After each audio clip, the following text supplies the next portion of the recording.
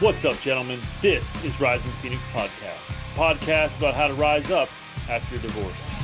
I'm your host, divorce coach, Michael Rhodes. Let's get into it.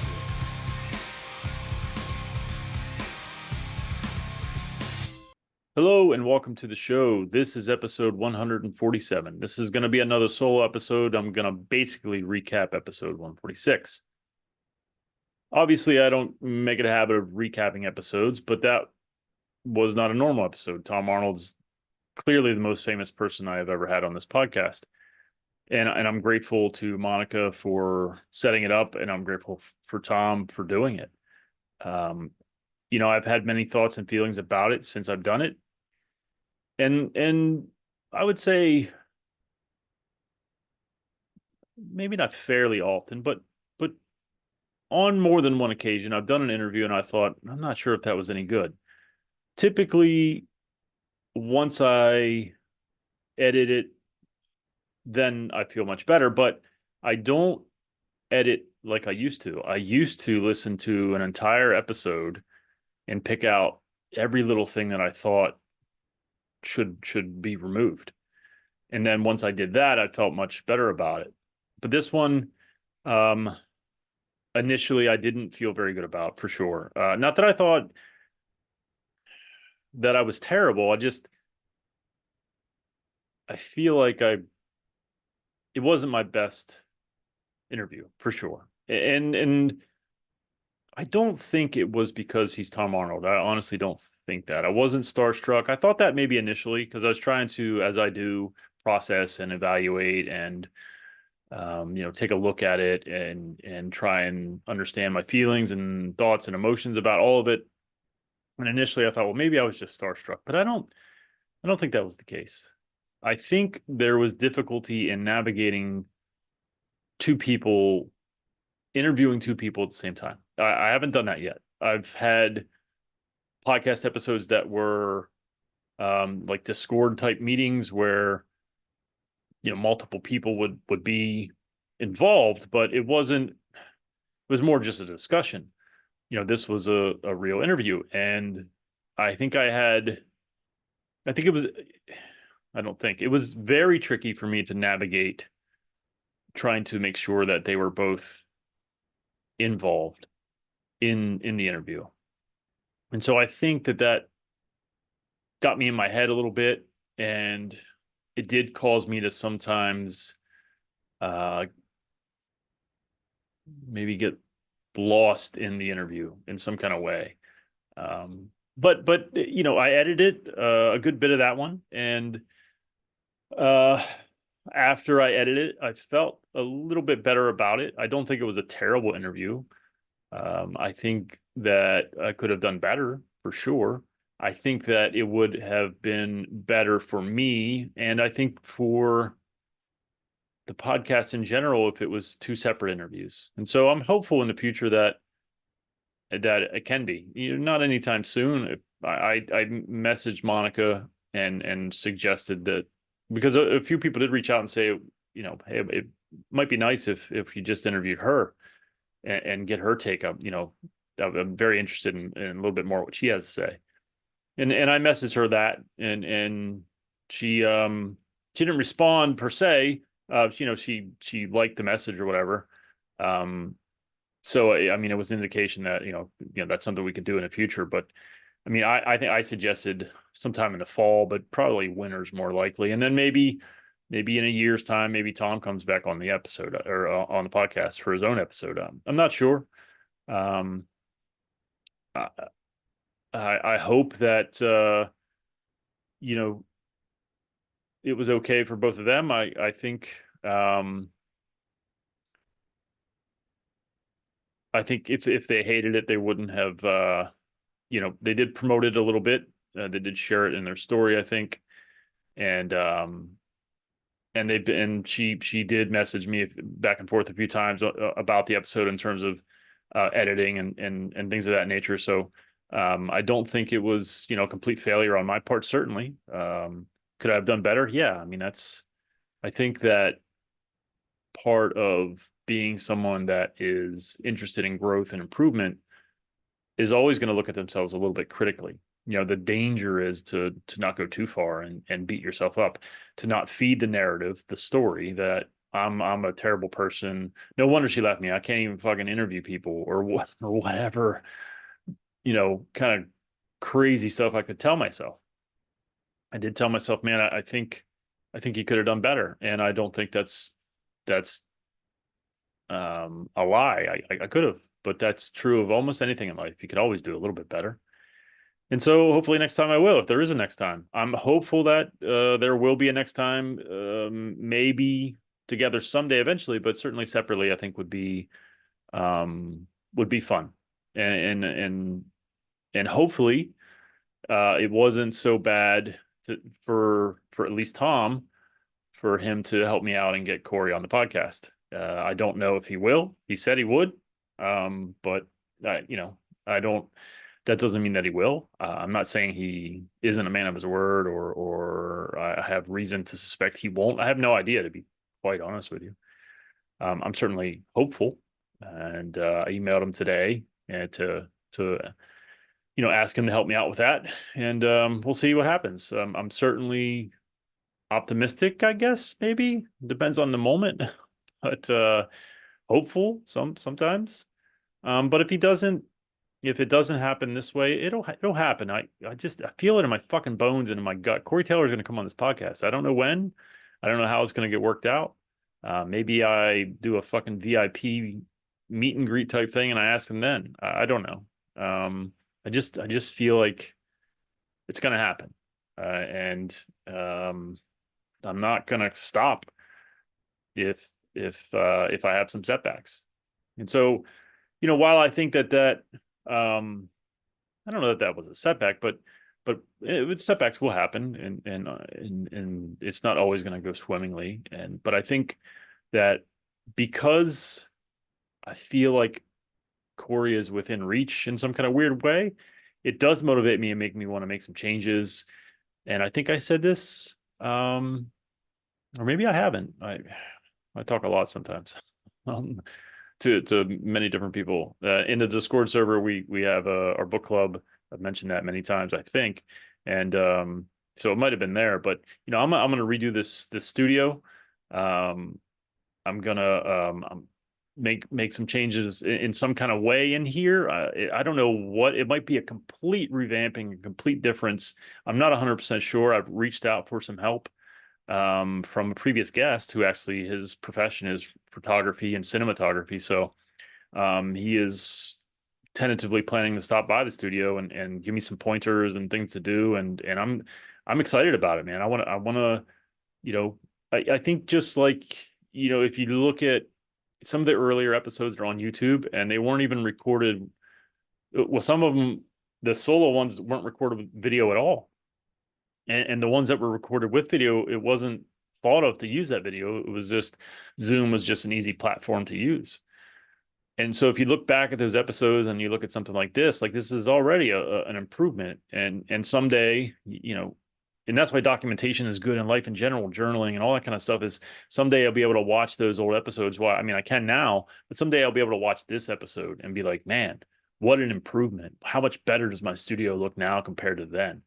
So I'm excited, to be quite honest with you. I'm probably going to not probably, I'm going to revamp the website at some point. Again, I don't know exactly what, but I will. My guess is all of these changes will hopefully be made by the end of summer. So it's going to be a little while. But then again, it might be, I think Robert's going to stop by, I think on the 17th. So it might be, 2 weeks from now, the next solo episode you see might be a completely different studio, at least in terms of looks. I have a whole entire room here, and you're only seeing a portion of it. So there's shit everywhere. You don't want to see it right now, but there's a lot of space here, and he had some pointers already about lighting and things of that nature. So I'm excited. I'm excited for the future of this podcast. I'm excited to hopefully continue to provide you guys what you need. And at the end of the day, that's all that really matters. Am I helping you? Am I providing you with things, content, people, interviews, solo episodes, pointers, tips, tricks, things to help you through this shit show. And I hope that I am. I feel like I am. And I know that some of you are still stuck and still have struggles. And the one thing I guess I could say is just keep listening. Just keep listening intently. And what do I mean by that? I mean, take fucking notes. If there are certain things that you're struggling with, and when I've talked about this narrative therapy and changing your story, A, go back and listen to that episode, and B, I'm going to record an episode tomorrow with Dr. MC McDonald, and it's going to center around narrative therapy. Narrative therapy and changing your story. And this is, I guess, sort of where I'll transition. I do want to, before I do that, hopefully I don't forget what the fuck I was just talking about. But I do want to thank, I put a call out to all of you listening. About doing me a favor and reaching out, and following the Divorce Party podcast Instagram, and then commenting on a post of theirs. I had a huge fear that it was going to be like 2 people were going to do it, and I was going to look like fucking douche.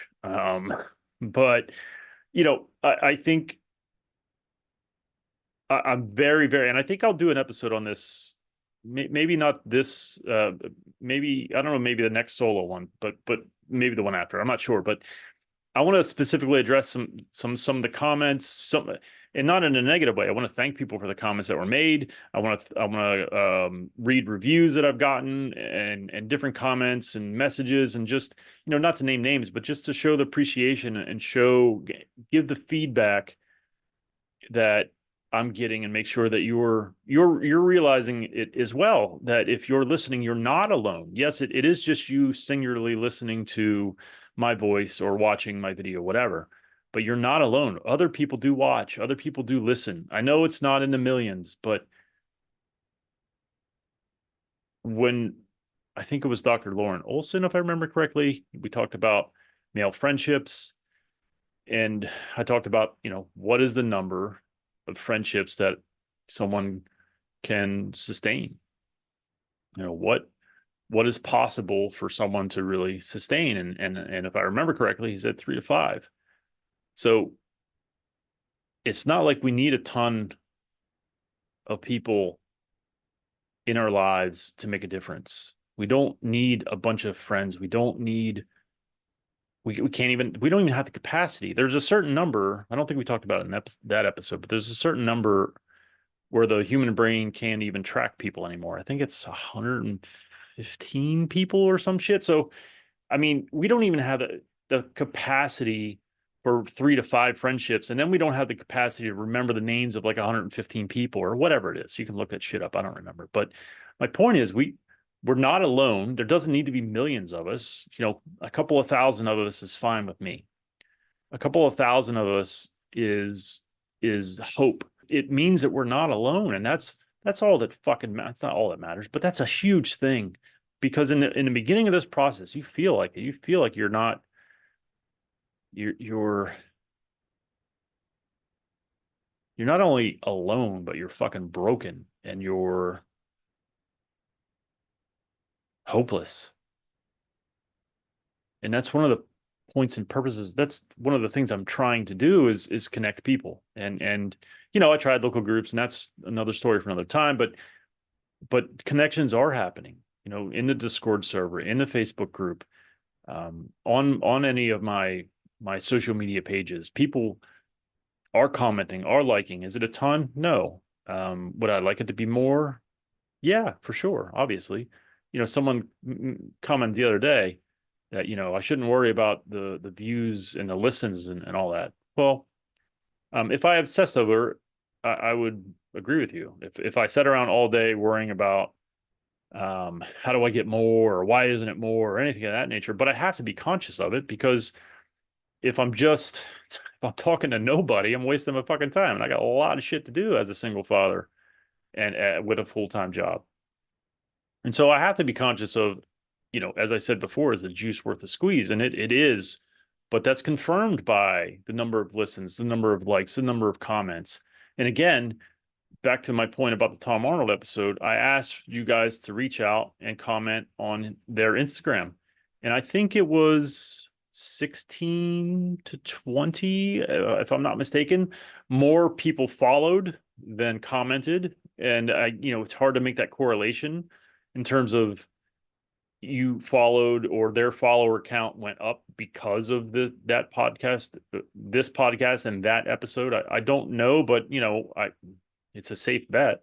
And that's why I wanted comments more than follows, because I wanted to be sure that it was obvious where it came from and not for an ego trip.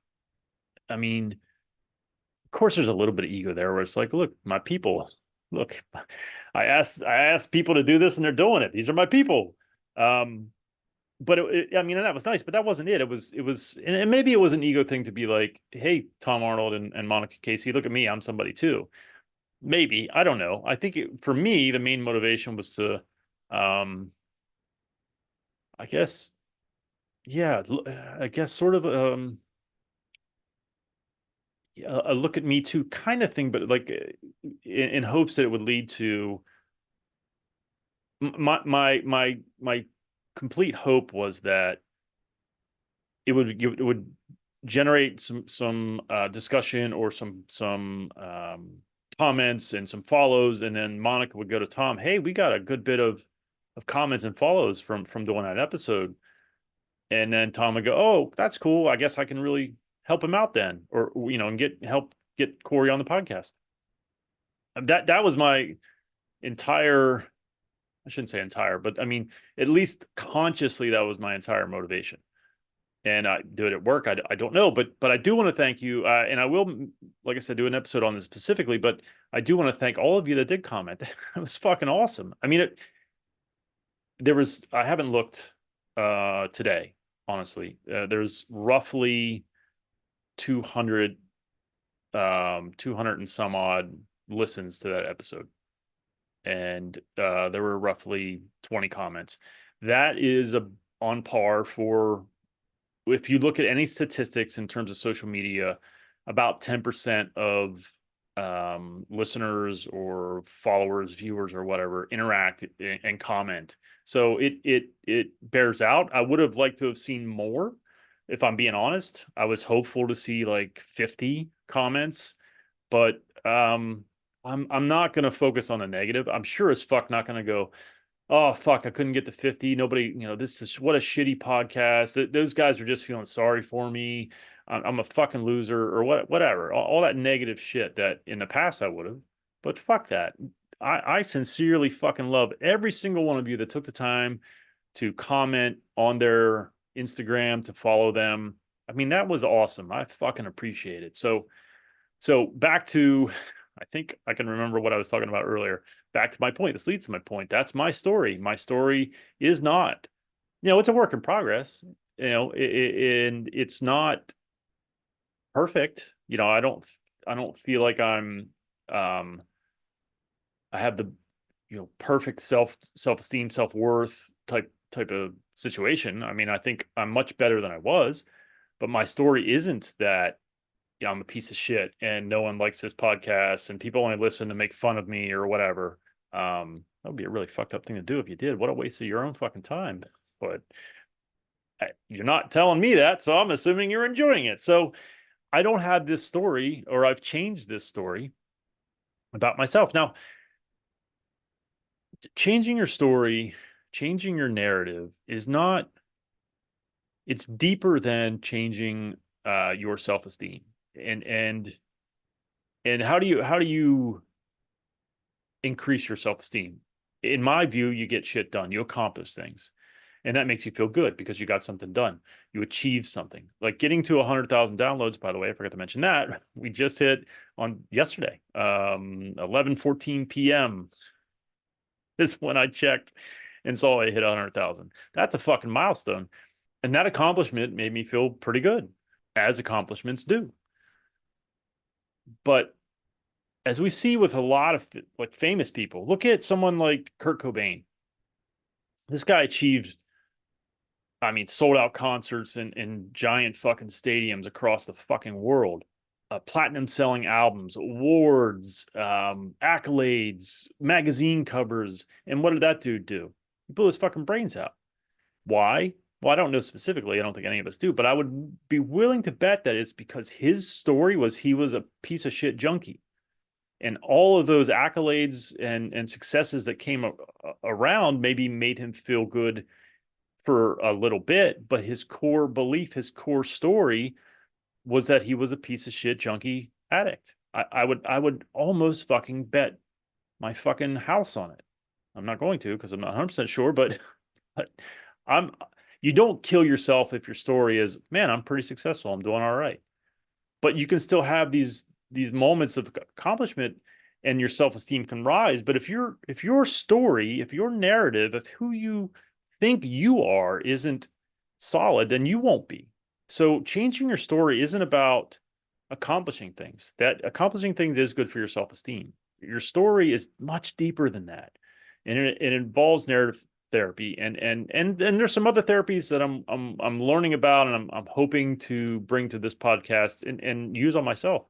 There's a therapy called internal family systems. Really starting to dive into that one. I'm looking for an IFS therapist, and I'm trying to.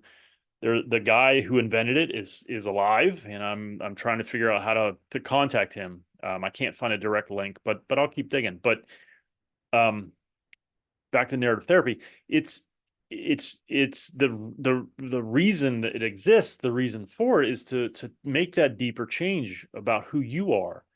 When things go wrong, what do you tell yourself about yourself? That's the story you need to change. And you don't do that by going to the gym every day. I mean, that can be a piece, don't get me wrong. That's good for the self-esteem.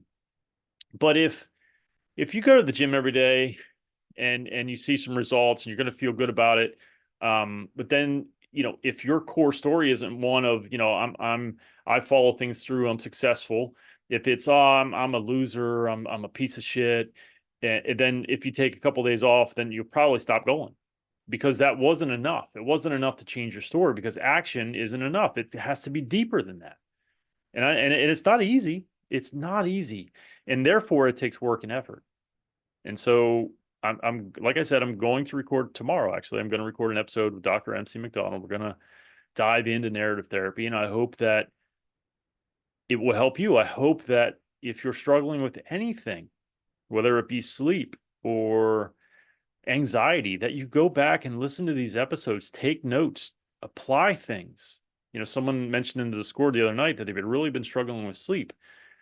And that sucked. I've been there, man. I have my moments now. I mean, it's almost 11 o'clock at night on Monday night, May 13th. I should be getting to bed soon, but I wanted to get this fucking thing recorded. So I hear you. When I got to be up at 6:30 a.m. So I understand when it comes to sleep and the struggles that exist with it. But you have to have a strategy around it. If you can't sleep, what are you doing about it? Because you can't just sit there on your phone scrolling. That is not going to fucking help. So get on YouTube and listen to a meditation or they have bedtime stories. I know that sounds fucking kiddie, but there are like adult bedtime stories.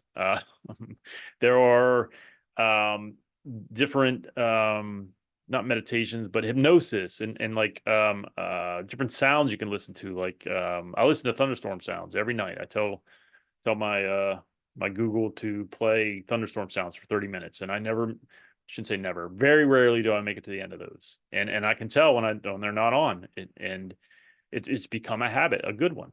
And so you have to have strategies around some of these things, and some of those strategies can be found in this podcast. And I don't ever claim to be an expert, and I think this is potentially why I'm starting to shy away from coaching, because there are so many different answers to the problems that we face. There are some core truths for sure, but for some folks out there, I could say that are struggling with sleep, I could say, well, you need to listen to thunderstorm sounds because that's what works for me. Like I don't know what the fuck's going to work for you, but I know that if you keep trying, you'll find something. And the thing that works for you, it might not always work, because there are times when I listen to thunderstorm sounds and it doesn't work. Most of the time it does, but sometimes it doesn't. So we just have to be of the mindset, we're going to figure it out. We're going to try some shit and we're going to figure it out. And I'll leave you with this. If you have all these problems swirling around you, you can't sleep, you're exhausted, You feel like you can't focus. You're going to the gym, but that doesn't make you feel good. Like you're stuck in a problem fucking tornado, and all you can see is just all your problems surrounding you.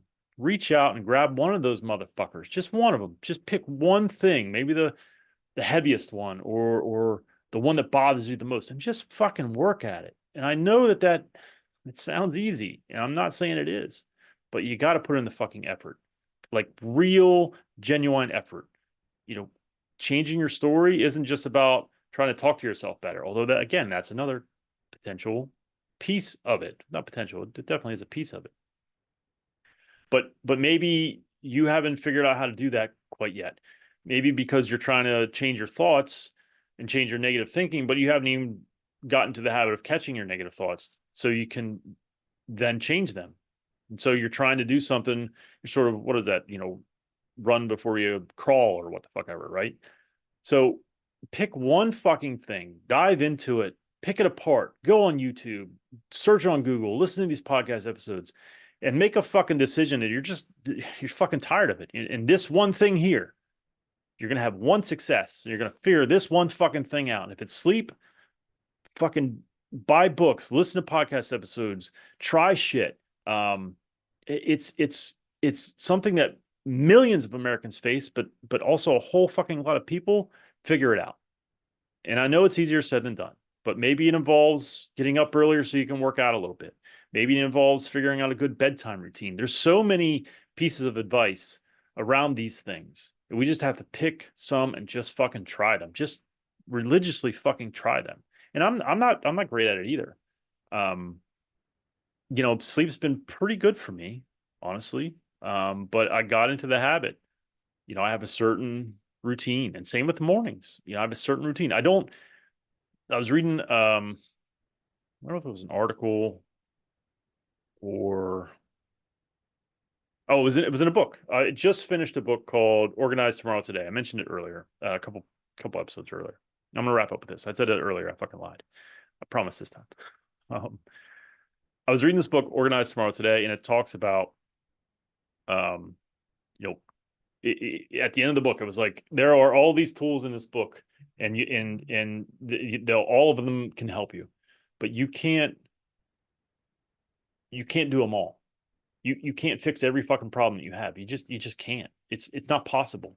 And they said, pick one thing, pick one tool in here. And they gave examples. This professional athlete picked this, one thing, and this I don't know, golfer or fucking, I don't know, teacher, maybe. I'm not sure. They had different examples. And they picked this one thing. And then they build off that. People say life is short. I disagree. It can be. Life is fragile, but life is fucking long. I'm fucking 47. How the fuck did that happen? And hopefully God or Buddha or who the fuck ever is in charge, I'll make it to fucking 97. And so that's 50 fucking years. 50 years. Holy fucking shit. Now, average is like 70 some. So let's say I live in the 77. That's still 30 years. I got a lot of time to work on my shit. But I got to start focusing on those things. And I'm telling you, if you focus on one thing and try, you will succeed. I fucking know it. Do you know why I've reached 100,000 downloads? Because I didn't fucking quit. And there were moments where I wanted to. You've heard it. And okay, I did lie. I lied again. I'm really going to wrap up with this. Because I think this is important. It's really tough for us, and definitely tough for me, to look at ourselves and find what's good about us, find our strengths, and hone in on those and recognize them and celebrate them. But one of the things that's really fucking great about me, not only is my resilience in the face of adversity. I'm still here, and I've faced much adversity in my life, as we all have. I'm not special in that regard, but here I am, and all of you share that resilience because here you are as well. But the one thing that I really love about who I am and what I'm trying to do here is I am incredibly fucking transparent. And that is fucking hard, I assure you. It's hard because when I'm open and transparent, and emotional, like I'm expecting. There are moments when I shouldn't say I'm expecting. There are moments when I do worry. Like, are people gonna make fun of me? Talk shit about me? I've given them plenty of ammunition. Um, but because I've been able to be transparent, you can see that despite my struggles, I'm still fucking here. Despite all of my anxieties and stresses, I didn't fucking quit. Yeah, I stepped back a little bit in 2023, but I didn't quit. And as uncomfortable as it is, sometimes I'm much more comfortable with it now. I, I'm going to celebrate that. That's pretty fucking awesome. And I hope that, and it's not, I'm transparent because I think that's the way to be. I think honesty is the best policy. I really think that. Like, I don't know where I picked that up. Maybe my mother, if I want to give credit where it's due. I know she didn't like liars. She didn't like lying. So maybe it's that. Maybe it's that foundation. Maybe that piece of my foundation is strong. Maybe that's where it came from. I love genuine people. I hate fake fucking people. And I try to be as genuine as I can. And I think it's because, at least partially, is that if I am a genuine person, then you'll listen to me. And then if you listen to me, you're going to come out of this better. You're going to come out the other side. You're going to be okay. You're going to survive it. And I think if I'm a phony, fake, bullshit con artist, then you're not going to listen. Or at least if you do, you're not going to take me seriously. And you're not going to have any hope. You're not going to feel like this is a real dude that I can just listen to and get some advice from, who's going through it, who's been through it, who is open and honest and transparent. If this fucking dude can do it, I'm just a dude in his basement in Pennsylvania. I've said this many times, but here I am. I just fucking interviewed Tom Arnold. I mean, and I don't think I got that from being a bullshit con artist, or certainly I didn't get to it by quitting. So hopefully my story is the Phoenix rising. It honestly wasn't the intent. Um, but it fucking fits, don't it? Because like you, I was devastated, man. Suicide seemed like a good idea, like a great idea. It was too much. It was too much pain. It hurt too much. Like, I couldn't figure out what to do. I didn't know what to do. I just wanted my family back. I just wanted her to not leave. And I thought the best solution was to just walk outside and wait for those big, fast fucking trucks to come barreling by my house and just walk out in front of it. And that was a real feeling. That was a genuine, this is what I'm going to do. So I know low. I know pain. But here I am. And it's not just me, honestly. I'm not going to pretend that I'm solely responsible for my success. And this is a funny thing. By the way, I realized I said I was going to wrap up like 3 fucking times. I'm getting there. This 100,000 downloads, I'm sure Joe Rogan gets those in the first probably day when he releases an episode, but I'm not fucking Joe Rogan. And so I think, as weird as it is, uncomfortable a little bit, 100,000 downloads is something to fucking celebrate. And so I'm going to do that. And I'm going to do that by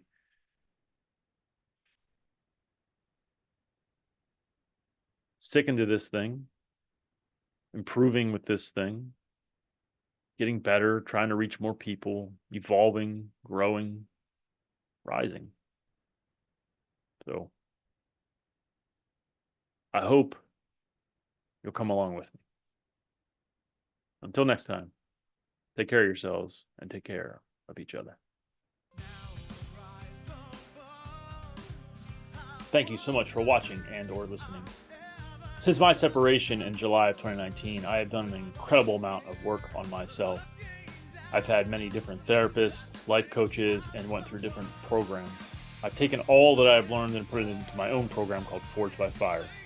If you are interested in having me help you navigate your divorce, please hit my website, risingphoenixdivorcecoach.com. I look forward to working with you.